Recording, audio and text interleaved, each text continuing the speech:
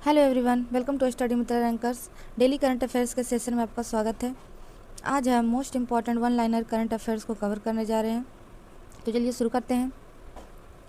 हमारा पहला क्वेश्चन है, किसकी अध्यक्षता में 12 से 13 जून 2026 को 16वीं ब्रिक्स कृषि मंत्रियों की बैठक आयोजित हुई है। तो ये भारत की अध्यक्षता में हुआ है और ये इंदौर में हुआ है। इस बैठक में इंदौर घोषणा पत्र को अपनाया गया है और ये जो घोषणा पत्र है इसमें 4 प्राथमिकता वाले क्षेत्रों में खाद्य सुरक्षा करता है, कृषि सहयोग, टिकाऊ खेती, खाद्य प्रणालियों में नवाचार को शामिल किया गया है और 4 प्रमुख संस्थागत पहल को भी इसमें डाला गया है, जिसमें से है एग्रो इकोलॉजी, डिजिटल कृषि, बीज प्रणालियों में किसानों के अधिकार और ब्रिक्स देशों के बीच कृषि इनपुट और आनुवंशिक संसाधनों पर सहयोग से जुड़े नेटवर्क शामिल हैं। नेक्स्ट क्वेश्चन है, हाल ही में चर्चा में रहा रावी व्यास न्यायाधिकरण जल विवाद किन राज्यों के बीच है? तो इसका आंसर है रावी व्यास। ये पंजाब, हरियाणा और राजस्थान के बीच में ये जल विवाद है। रावी व्यास जल न्यायाधिकरण का गठन हुआ था अप्रैल 1986 में। इसी तरह से और एक जल विवाद है, वो है कृष्णा जल विवाद। इसका न्यायाधिकरण कब गठन किया गया था? अप्रैल 2004 को। और ये जो कृष्णा जल विवाद है ये किन किन राज्यों के बीच है? आंध्र प्रदेश, कर्नाटक, महाराष्ट्र, तेलंगाना के बीच है। अंतर्राज्यीय नदी जल विवाद अधिनियम 1956 के तहत गठित ये न्यायाधिकरण कई राज्यों के बीच जल आवंटन के मुद्दों का समाधान करते हैं। नेक्स्ट क्वेश्चन है, हाल ही में भारतीय रेलवे ने कौन से सुरक्षा सिस्टम का विस्तार किया है? तो इसका आंसर है कवच 4.0। कवच 4.0 रियल टाइम मॉनिटरिंग और ऑटोमेटिक ब्रेकिंग के जरिए ट्रेनों की टक्कर, तेज रफ्तार और सिग्नल पासिंग एट डेंजर जैसी घटनाओं को रोकता है। अभी तक 232 लोकोमोटिव इंजन में कवच लगाने के लिए मंजूरी मिली है। नेक्स्ट क्वेश्चन है, हाल भारत का 2035 तक कितना विंड एनर्जी क्षमता का लक्ष्य रखा गया है? तो वह 155 गीगावाट। 2030 तक 100 गीगावाट का लक्ष्य है और अभी जो भारत की विंड एनर्जी क्षमता है वो 56.1 गीगावाट से ज़्यादा हो गया है। नेक्स्ट क्वेश्चन है, भारत की बायो इकोनॉमी 2014 में लगभग $10 बिलियन से बढ़कर 2026 में कितना बिलियन हो गया है? तो ये है $195 बिलियन। सरकार का लक्ष्य है कि 2030 तक जो इस बायो इकोनॉमी को $300 बिलियन तक और 2047 में 1 ट्रिलियन तक पहुंचाना है। प्रमुख क्षेत्र इसमें कौन कौन से आते हैं बायो इकोनॉमी में? तो ये है स्वास्थ्य देखभाल, जीनोमिक्स, सटीक चिकित्सा और सस्ती कार टी सेल थेरेपी, जैव औषध निर्माण, कृषि और अंतरिक्ष विज्ञान में स्वदेशी नवाचार। नेक्स्ट क्वेश्चन है, भारत ने महंगाई मापने के तरीके को आधुनिक बनाने के लिए किसकी एक नई सीरीज शुरू की है? तो ये है थोक मूल्य सूचकांक WPI की नई सीरीज। इसमें अपडेटेड VPI में वस्तुओं की संख्या 697 से बढ़ाकर के 957 कर दी गई है।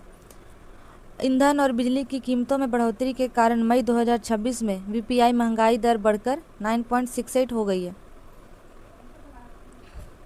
नेक्स्ट क्वेश्चन है, प्रधानमंत्री नरेंद्र मोदी को स्लोवाकिया के सर्वोच्च राष्ट्रीय सम्मान से सम्मानित किया गया, जिसका नाम है order of the white double cross first class. Slovakia के राष्ट्रपति पीटर पेलेग्रिनी ने उन्हें सम्मानित किया और विदेशी देश में उन्हें जो सम्मान अब तक मिला है उसमें यह 33वां अंतर्राष्ट्रीय सम्मान था। नेक्स्ट क्वेश्चन है, प्रिक्स वर्साय वर्ल्ड्स मोस्ट खूबसूरत एयरपोर्ट लिस्ट 2026 में भारत के कौन से एयरपोर्ट शामिल हुए हैं? तो इसमें है नवी मुंबई इंटरनेशनल एयरपोर्ट और दूसरा है गुवाहाटी का Gopinath Bardoli international airport. Navi Mumbai airport का टर्मिनल 1 है और ये इसे खास बनाता है कमल से प्रेरित डिज़ाइन, एडवांस टेक्नोलॉजी के इस्तेमाल और यात्रियों के लिए बेहतर आवाजाही सिस्टम के लिए इसे चुना गया है। और गुवाहाटी एयरपोर्ट को बांस और आर्किड से प्रेरित आर्किटेक्चर के लिए पहचान मिली है, जो पूर्वोत्तर भारत की सांस्कृतिक विरासत और पर्यावरण के प्रति सस्टेनेबिलिटी को दिखाता है। ये आप देख रहे हैं इमेज में, ये पूरा ही बांस से बना हुआ है। नेक्स्ट क्वेश्चन है, हाल ही में DRDO ने उड़ीसा में लंबी दूरी की ज़मीन पर हमला करने वाली कौन सी क्रूज मिसाइल का सफल परीक्षण किया है? तो यह है LRLS-CM क्रूज मिसाइल। उड़ीसा के एपीजे अब्दुल कलाम आइलैंड से परीक्षण किया गया है और ये कम ऊंचाई पर एक गाइडेड रास्ते पर उड़ती है जिसका पता लगाना और इसे रोकना मुश्किल होता है। नेक्स्ट क्वेश्चन है, इसरो ने ऐसा लूनर लैंडर बनाया है जो कितने दिनों तक के मून मिशन में काम कर सकता है? तो ये है 100 से 200 दिनों तक काम कर सकता है।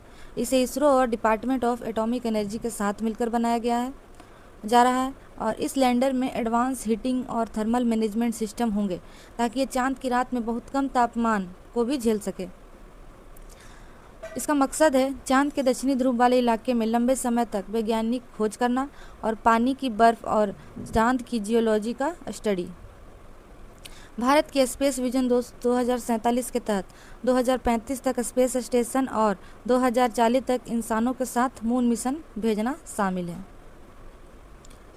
नेक्स्ट क्वेश्चन है, हाल ही में मच्छरों से फैलने वाला एक फ्लेवी वायरस है जो डेंगू, येलो फीवर, जापानी इंसेफ्लाइटिस और वेस्ट नाइल वायरस से संबंधित है। उस वायरस का नाम क्या है? तो उस वायरस का नाम है उसूतु वायरस। यह स्कॉटलैंड के ब्लैकबर्ड में पहली बार इस वायरस का पता चला।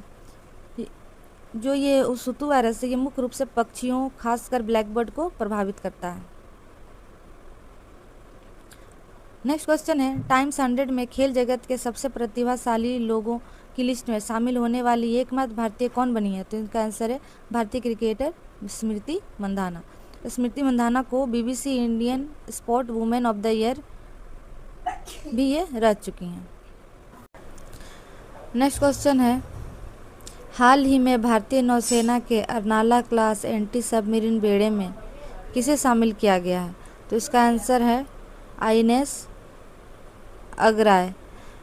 इसे garden reach ship billiard and engineers द्वारा बनाया गया है। आईएनएस अग्राय में 80% से ज़्यादा स्वदेशी सामग्री का इस्तेमाल किया गया है। नेक्स्ट क्वेश्चन है, एफबीआई ने काली 365 के बारे में चेतावनी जारी की है, ये क्या है? तो यह एक परिष्कृत phishing as a service platform है और डिवाइस कोड प्रमाणीकरण हमलों के माध्यम से माइक्रोसॉफ्ट 365 उपयोगकर्ता को निशाना बनाता है और ये बिना पासवर्ड के ही खाते पर अनधिकृत पहुंच प्राप्त कर लेता है। नेक्स्ट क्वेश्चन है, थैंक्स फॉर वॉचिंग।